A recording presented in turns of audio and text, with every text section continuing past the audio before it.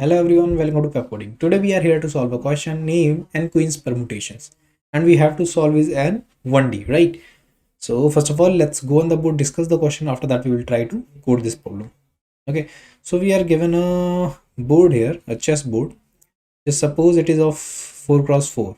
We are given n cross n, but we take a value so of n is equal to 4. So the board is of 4 cross 4, right? And we are given n queens, means 4 queens here, and all the queens are distinct. So q1, q2, q3 and q4, right? So these are all the queens. We have to place all these queens in this chessboard and to make sure that all the queens are safe, like they don't kill each other. Okay, so just suppose if we place queen 1 here, then we place queen 2 here, queen 3 here and queen 4 here. Okay, so this is a selection to place 4 queens in this board, right? So we can change the order of the queen, and what I can do, I can make 4 factorial possible permutations here, right? So it will be 24, right? There will be 24 possible permutations for placing these queens here. Okay, now again, if we move forward, what will happen? Let me erase this. Okay, so if you move forward, I can place one queen here also, here queen 2, here queen 3 and queen 4. This is the second selection that is possible in this 4 cross 4 chessboard, right? So again, this will make 4 factorial permutations, and again it will give 24 possible ways. And if we talk about total number of ways, so there are 48 ways total. Okay, and we have to print all these 48 ways possible here, right? Okay, so now let's move forward and see, as we have done some previous question, like where we have talked about we have to place two distinct items in 3 boxes, right? Remember that question, the same question. So here also we are having the same problem. We have to place 4 distinct queens in n cross n given number of boxes, right? So let's move forward and discuss little bit of that question first. So let's go, let it be, let's make some space here, right? So what was happening there, we are having 3 boxes and 2 items, 1 and 2, right? So here what we are having, there we have to choose, the priority is given to the items can choose in which box they have to go. Okay, so this is for box 1, this is for item 1 and this is for item 2. So we start from here. So we have 3 boxes, dash dash dash. So item 1 have chance, either it can go in box 1 or it can go in box 2 or it can go in box 3, right? So if it go in box 1, it will be 1 dash dash. If it goes in box 2, it will be dash 1 dash. If it goes in box 3, it will be dash dash 1, right? Again, the item 2 have chance, or item 2 have the authority to choose the box. So it can go in any of the box possible, right? So it can be either 1 2 dash or 1 dash 2, right?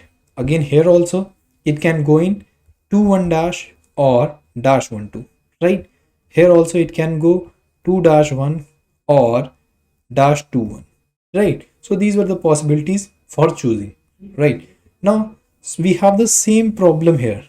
Okay, same ditto same problem here. What we have, we have 16 boxes, and what we have to do, we have to place 4 queens inside it, 4 distinct queens. The problem is same, right? We have to do it 1D, right? So let me tell you how we are going to use 1D to convert this box into 1D. Okay, that is pretty easy. We will just discuss that and you will get to know it, right?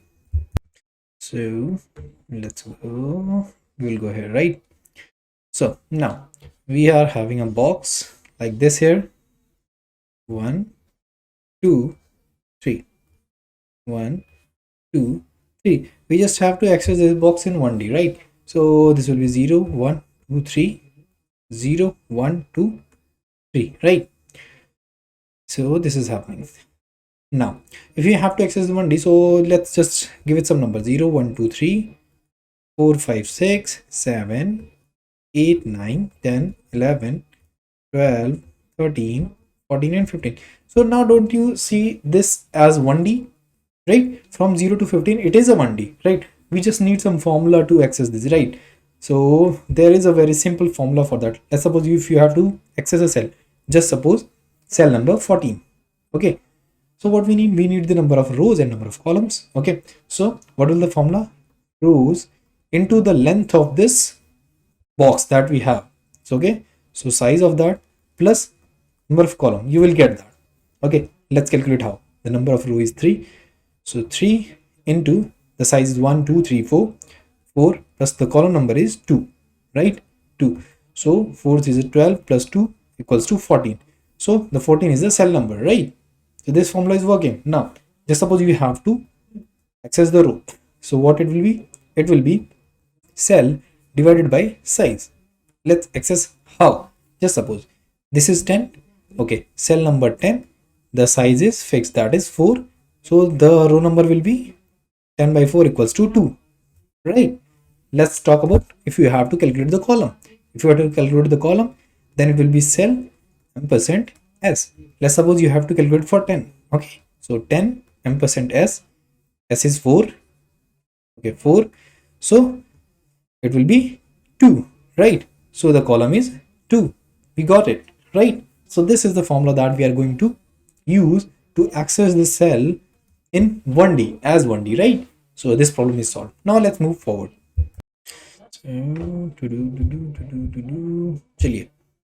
So let's go on the board now. We are here, okay, on our red tab. So now let's try to code the problem. So first of all, what we have to travel on the board, right? For that we are going to use a for loop int cell, right? We are going to access every cell. So cell equals to 0 until cell is less than the complete cell number was from 0 to 15. It means it should be less than size into size, the size that we have got here, right?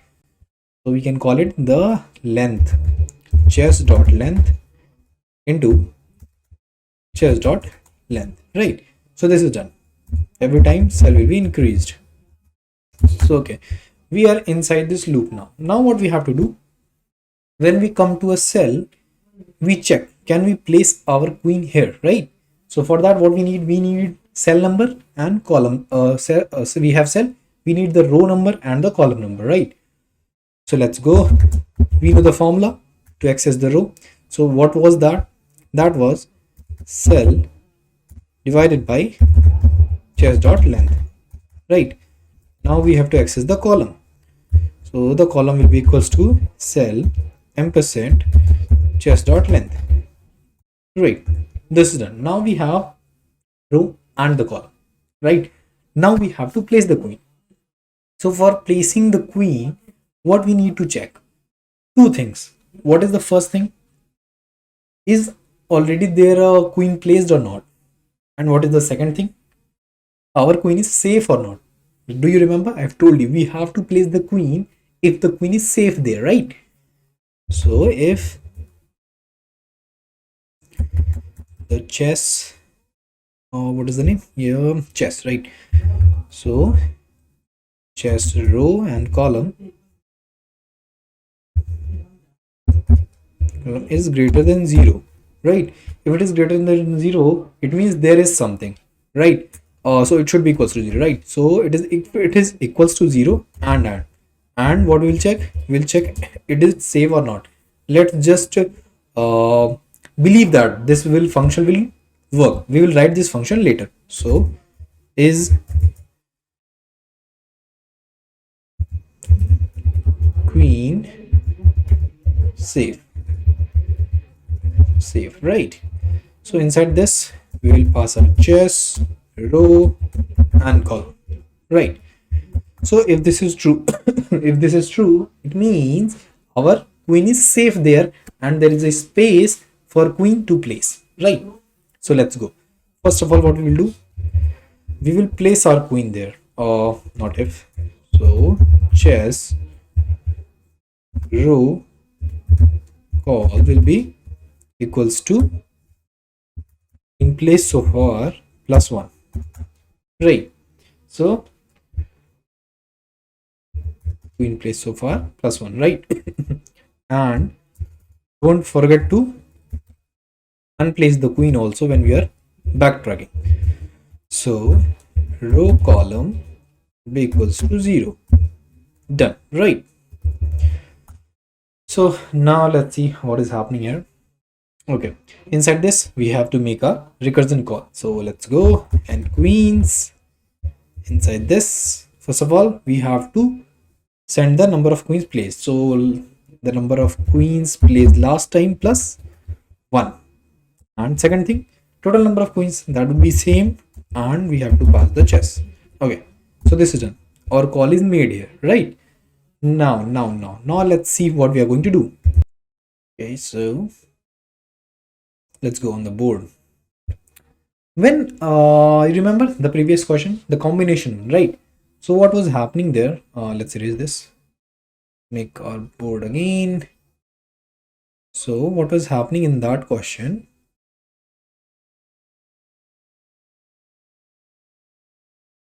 If we place our queen here, right? So we will have to only worried about checking upside, this side and this side, right? Because the queens are available only upside of the current queen. But this is permutation, right? So the queens can be below also, this side also and this side also. So we have to check all the 8 directions that are possible, right? For checking the queen is safe or not, right? So this is the permutation, you remember? So the queen can be down here also, here also. So we have to check the safety of the queen from the down perspective as well, right? From here, from all the 8 directions. Okay, so let's move forward. So let's go on the board. Okay, now we will write this function. Okay, so now what we are going to do here, we are going to check the safety of our queen, right? So first of all, what we'll do, we are going to check for the vertical safety. What is mean by vertical safety? It means wherever we are going to place in the upside direction and the downside direction, right? Okay, so for that, for int I equals to 0, not 0 actually. Okay, so it will be equals to row. We have to check in that row and in that column for that, right? So I is equals to row and j equals to column. And what is happening if we're talking about this? Our I is representing row is getting decreased by 1 every time, and column is the same. And until when? Until we reach at the top. Okay, so until it is greater than 0. Okay, so I is greater than 0, I minus minus, right? So this is happening. What we are going to do, we are going to check if the queens that we have ij is not equals to 0. It means there is some queen present. If some queen is present, so our queen is not safe there. So we have to return false. Okay, this is done for the vertical. We have to take care of this down vertical also, right? So we will copy this function. Now let's go and paste it again. So here what is happening, row is getting increased by 1. Okay, so row will be increasing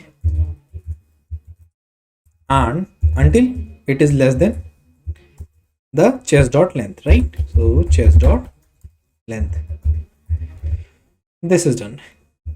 Now let's go and see, the vertical is done. Now we have to take care of horizontal, right? So in horizontal, what is happening, the j is moving, the column is moving, the row is same, right? So again we'll paste our loop, and here j is until greater than 0, and every time j is getting decreased, right? Okay, one more time we have to paste it for checking the right side, right horizontal side. Okay, so in this j is getting increased, right? So until j is less than chess dot length, j is getting increased, right? So this is done. Now we have to check the diagonals, right? So in diagonals, if I talk, I and j both are getting decreased by 1, right? So let's go and see here. Again, print our for loop. I is greater than 0 and okay, I think we have missed something. We have to use semicolon here, right? We have to use semicolon here also. Okay, by mistaken we have written comma. This is semicolon. Here also semicolon. Here also.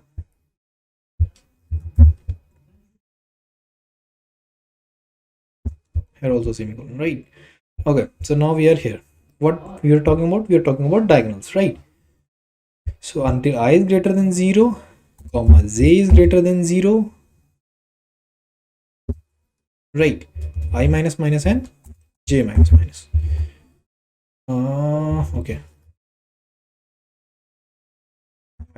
J minus minus. This is done. Now let's just replace this. Okay, we are done now. Now we have to check for the right diagonal as well, right? This diagonal, right? So in this, I and j both are increasing. Okay, so let's go. Okay, there is a problem. We have to place and here, right? Okay, now what are happening? We have to again use the same loop, just we have to make little change. And what is that little change? Let me tell you.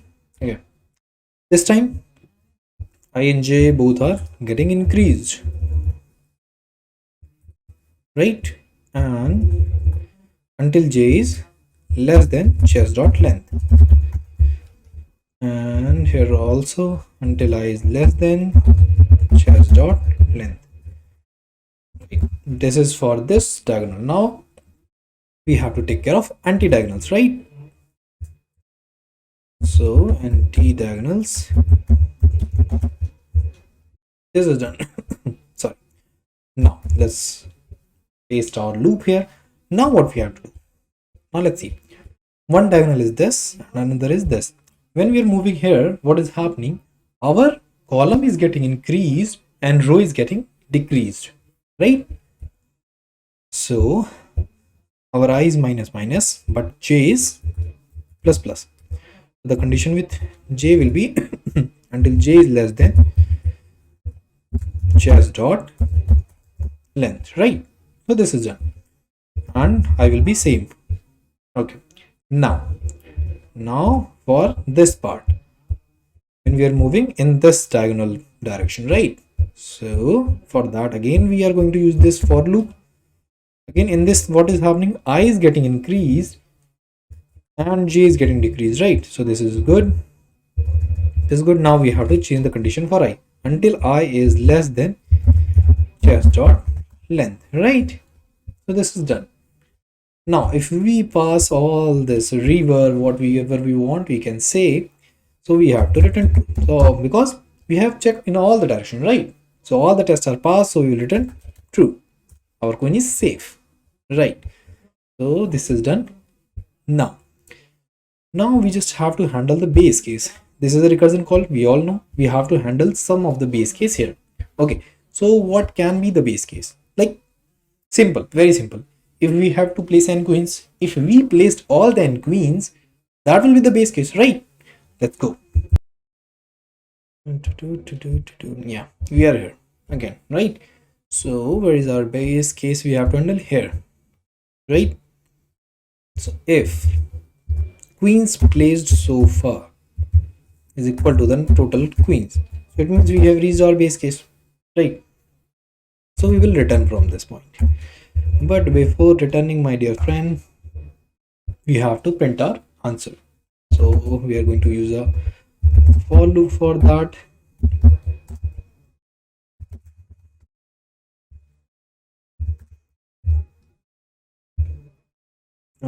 We go to the page down. Okay, here now for loop equals to 0, j is less than chess dot length, j plus, right? So inside this, what we have two conditions. If the chess ij is equals to 0, it means there is no sorry, queen present, right? So we will print something. In the else condition, we will print something. So if it is 0, it means there is no queen present. If no queen is present, then we have to simply system.out.print. What we have to print? We have to print dash slash t for space. This is done. Now what we have to print in the else part? Let me tell you. System.out.print okay, out.print. Inside this, the first thing that we have to print is the q, right? The queen. So queen plus the number, which number of the queen we are printing, right? So for that, chess inj. This is done. After that, what we have to do? We have to add some space, right? So slash t. This is it. Now what we have to do? We have to print enter, like give some new lines, right? So system dot out dot println, right? This is done. And now when we come out of this loop, again we have to print something. Out dot println, right? So this is done. Now let's see. So we are done with the base case. We handled the security of the queen. We have make our recursive call also. Okay, so every planning that we have made on the board is done, is correctly presented here, right? So now let's go and run this code. So we have run this code. Okay, so we are having some error here. If queens ij is not equals to 0, okay, line number 9, okay, 999 queens. Okay, we have to write chess here. Okay, CHE right? Let me copy this. By mistake, I write queens. Okay, so chess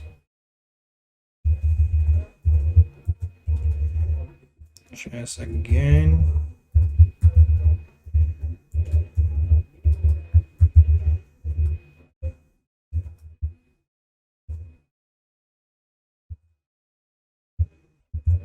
Okay, chess. One more step. Chess. Okay, so all is changed. Now let's run it again. Now we are having the more error. The same queen.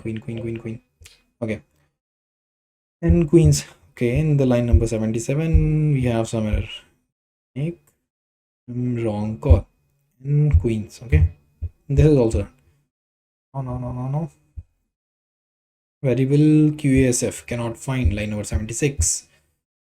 QASF. Okay, it is not queen plays so far, it is QPSF, right? Okay, now let's run it. So it is successfully accepted. Now let's submit it for all the test cases. Okay, we are having some wrong answer here. Let's have a look. What is the problem? Let's run it and check what is the problem. Q2 dash. Okay, I think that should not be the output. It should be in this format. We have some problem with the printing. Okay, we just have to print, not to println, else what will happen? It will change the line, right? That's why we are getting every element in the new line. Okay, so this is done. Let's see, do we have any other problem? Okay, one more thing that I have noticed, that our loop will run and check for the zeroth also. So not just for greater than 0, for zeroth row or column also, right? we will have to make it equals to the 0, right? So equals to here also, here we already made, here also equals to, and this point also equals to, here the j will be equals to or greater than, and this is done, right? So this is going to happen. Now let's run this and check. Does our output matches? Yeah, it is correctly matching now. Now let's submit it for all the test cases. So it is passed, right? So I hope you have learned something. So please like and share the video if you liked the video, and thank you so much for being here.